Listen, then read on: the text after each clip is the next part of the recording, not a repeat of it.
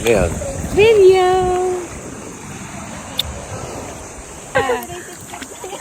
You want binky or paa? Walang katulad talaga ang oras na kasama ang pamilya.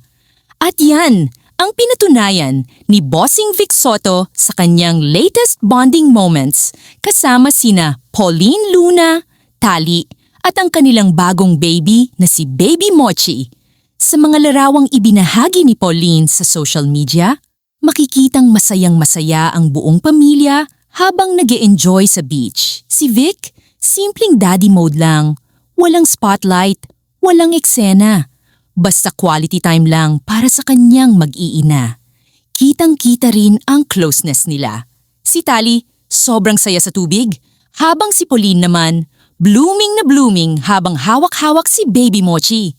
At si Vic, nakangiti, relaxed at all out sa pag-aalaga at pakikipagkulitan sa kanyang mga anak.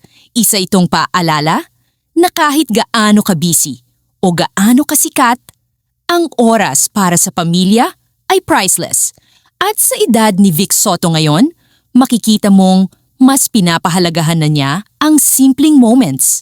Yung hindi kailangan ng script, hindi kailangan ng stage, basta kasama ang mahal sa buhay.